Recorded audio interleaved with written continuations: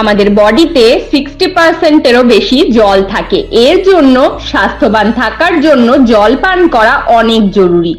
যদি এই জল ভুলভাল সময় ভুলভাল ভাবে পান করে ফেলেন তাহলে ওটি অনেক রোগের কারণ তৈরি হয়ে যায়, যেমন ডাইজেশন দুর্বল হওয়া, জয়েন্টে ব্যথা, মাইগ্রেন, কিডনি ও হার্টের প্রবলেম, চুল ঝরে পড়া, অলস লাগা, স্কিনের প্রবলেম।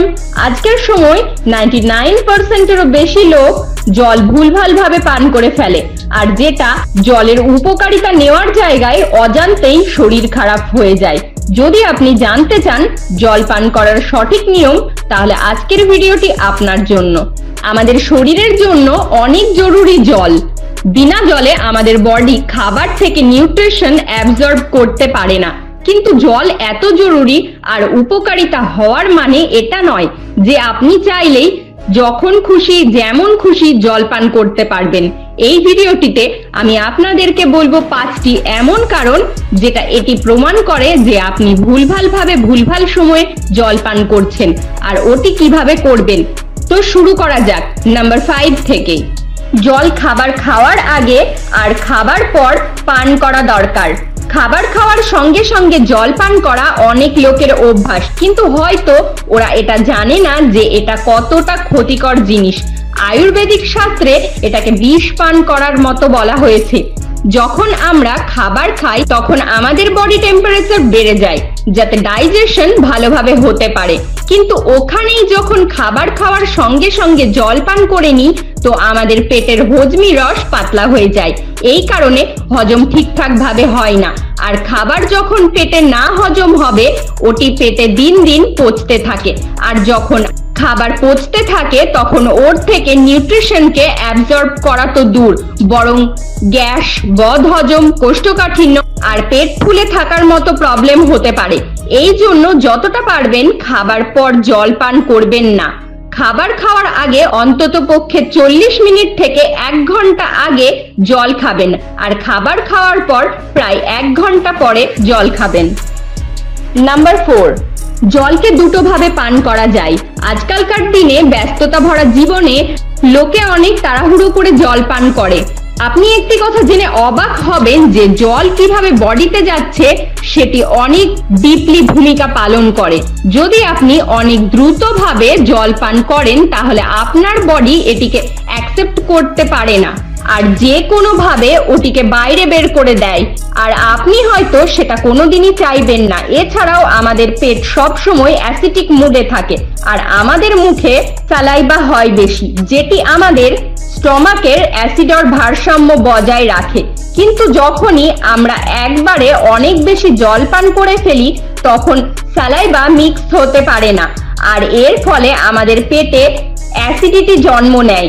আর এটা ওই সিচুয়েশন যখন লোকেরা অনেক বেশি জল পান করার পরেও ওয়েট তো কমেই না, উল্টে বাড়তে থাকে। এই জন্য বলে জলকে ধীরে ধীরে সিপ করে পান করার সঠিক নিয়ম, যাতে আপনার সালাইভার সাথে মিক্স হয়ে জল পেটে যেতে পারে। নাম্বার 3, ফ্রিজের ঠান্ডা জল পান করা।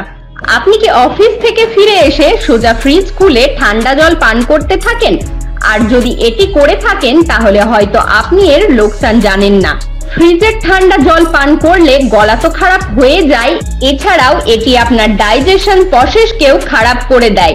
ঠান্ডা জল ব্লাড চেনকে সংকুচিত করে দেয়, খাবার থেকে ফ্যাটকে আরো ঘন করে দেয়, আর যেটার কারণে বদহজম হয়। ঠান্ডা জল পান করার আরেকটি কমন সাইড এফেক্ট হলো জয়েন্টে পেন। এটি হার্টকেও ধীমো করে দেয়। এমনিতে গরম জল পান করা বেস্ট, কিন্তু এত গরমে কে গরম জল পান করবে? এই জন্য সব থেকে বেস্ট হবে আপনি যদি মাটির কলসির জল পান করেন। মাটির কলসি ন্যাচারাল জলকে ঠান্ডা করে রাখে, আর তার সাথে সাথে জলের পিএইচ কেও মেনটেন রাখে। নাম্বার 2, অনেক বেশি জল পান করা।